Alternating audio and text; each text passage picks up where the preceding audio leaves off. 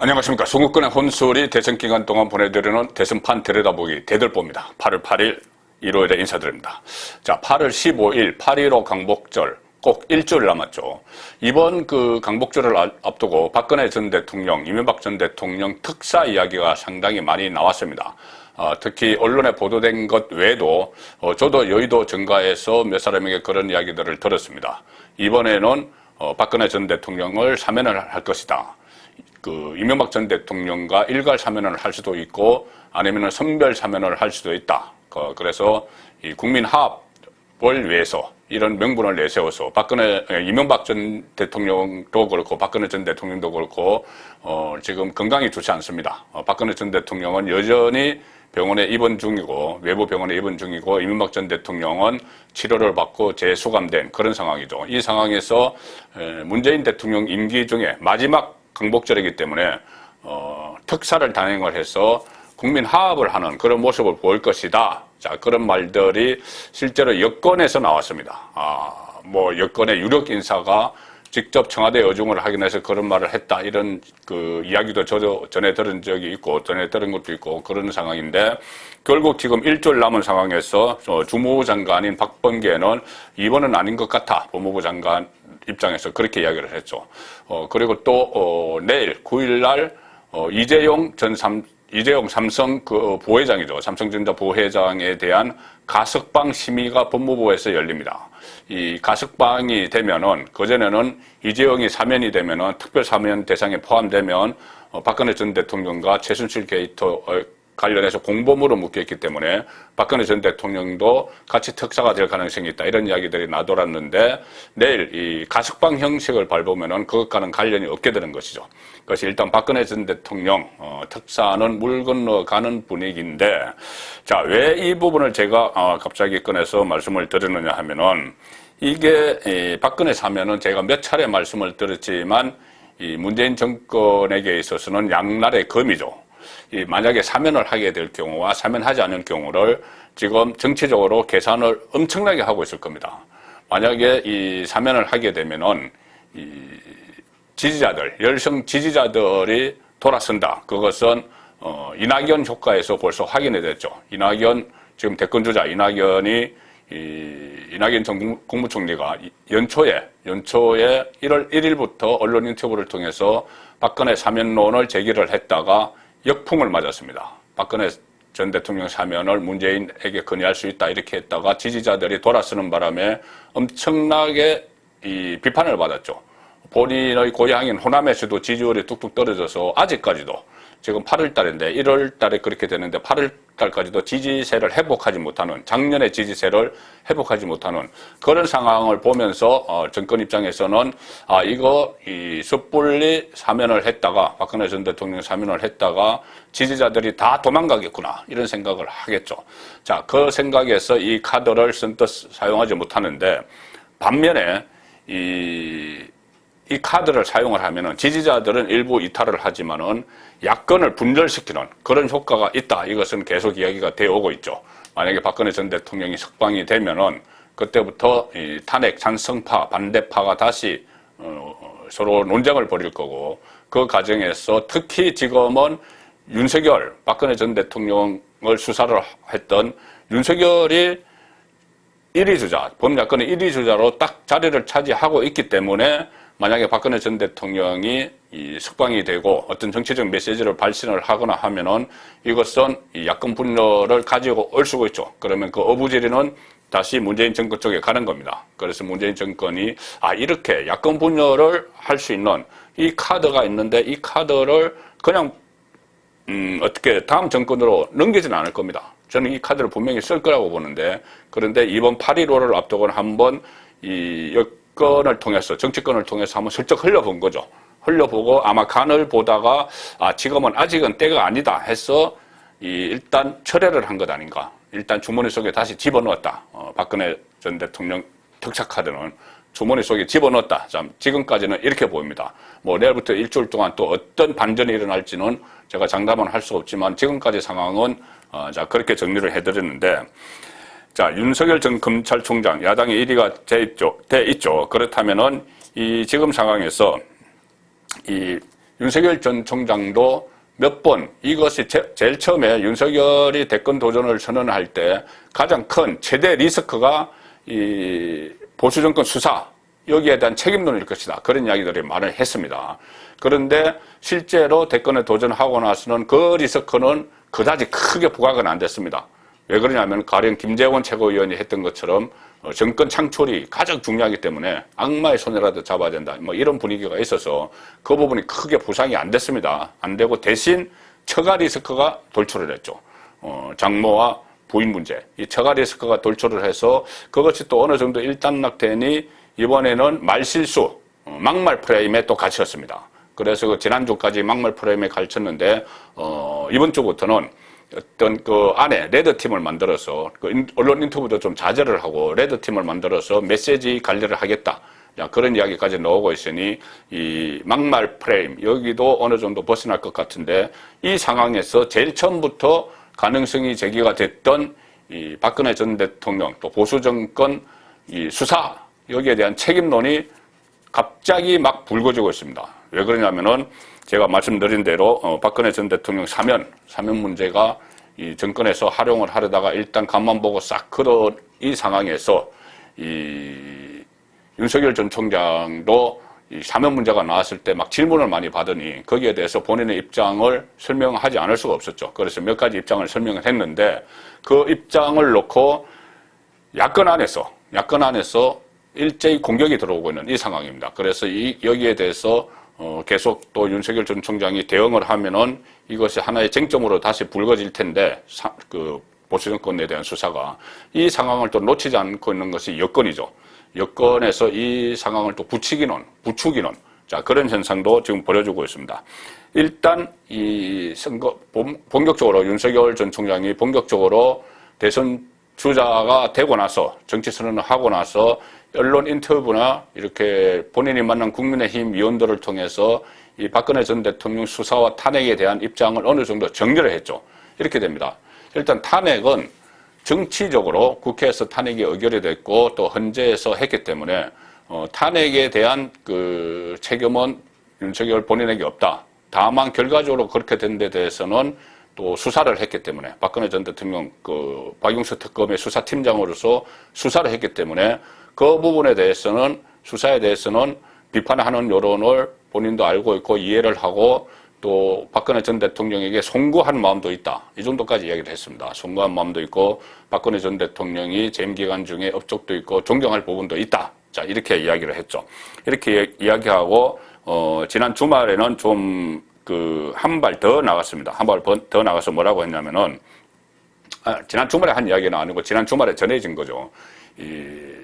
윤석열 전 총장이 국민의힘 의원들과 만난 자리에서 나왔던 이야기다 해서 국민의힘 의원들 쪽에서 나온 이야기인데 본인이 박용수 특검에서 최순실 게이트를 수사를 하고 이른바 국정농단 사건을 수사를 할 때 박용수 특검 본인도 그렇고 거기 수사팀장이었던 윤석열 검사도 그렇고 본인도 윤석열도 박근혜 전 대통령을 비공개 대면 조사를 한번 하고 불구속 기소를 하려고 했다. 그러니까 구속되지 않은 상태에서 재판을 받게 하고 싶었다.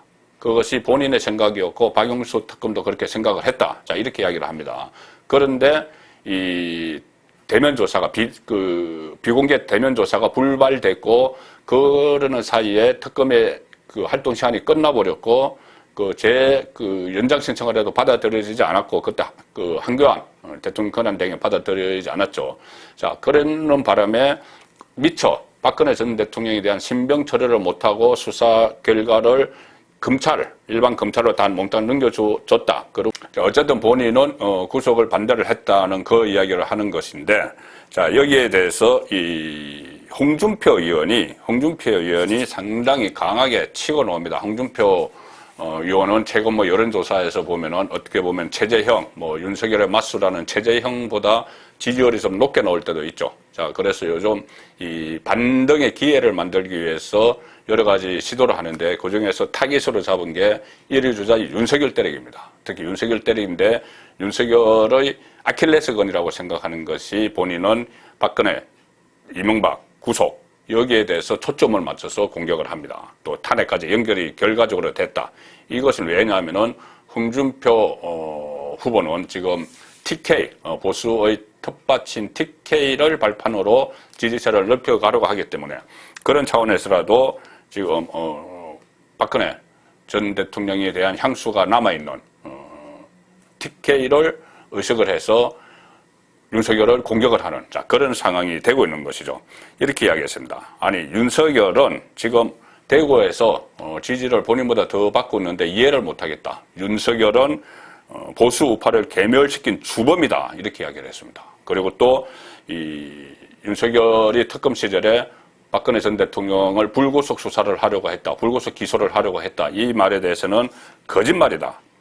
자, 거짓말이다. 그러면서 예로 든 게, 증거로 든 게, 아니, 윤석열은 서울중앙지검장 시절에, 문재인 정권 출범하고 나서 서울중앙지검장 시절에, 그때도 박근혜 전 대통령이 건강이 악화돼서 이 허리 통증 이런 것 때문에 입원을 했었죠. 그 입원을 했었는데, 그때 두 차례나 형집행 정지를 요청했지만 풀어주지 않은 사람이 윤석열이다. 이렇게 오늘 또 홍준표 후보가 이야기를 했습니다. 사실 그런 적은 있습니다. 뭐냐면은 형집행 정지는 서울중앙지검장이 결정을 최종적으로 사인을 하면 됩니다. 그런데 그때 당시에 윤석열이 서울중앙지검장이었지만은 가연 전직 대통령 그때 뭐 적폐모략을 막 하고 있을 때 그 전직 대통령을 석방하는 문제, 형집행 정지를 석방하는 그 중차대한 문제를 서울중앙지검장 단독으로 결정을 할 수 있었겠느냐. 그것은 사실상 청와대에서 문재인 대통령이 결정하는 일이었죠. 자, 그런데 어쨌든 홍준표는 서울중앙지검장 시절에 형집행 정지를 허락하지 않아 놓고 지금 무슨 말이냐. 불구속으로 기소를 하려고 했다는 것이 거짓말이다. 자, 이렇게 공격을 하고 있습니다. 상당히 공격의 수위가 홍준표 의원은 차츰 높여가고 있습니다.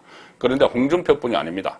다른 주자들도 지금 윤석열의 기세를 끊기 위해서 보수정권 수사에 대한 책임론을 제기를 하고 있죠. 최재형 감사원장, 전 감사원장조차도 얼마 전에 대선 출마 선언을 하고 나서 기자회견을 할 때 기자가 물었죠.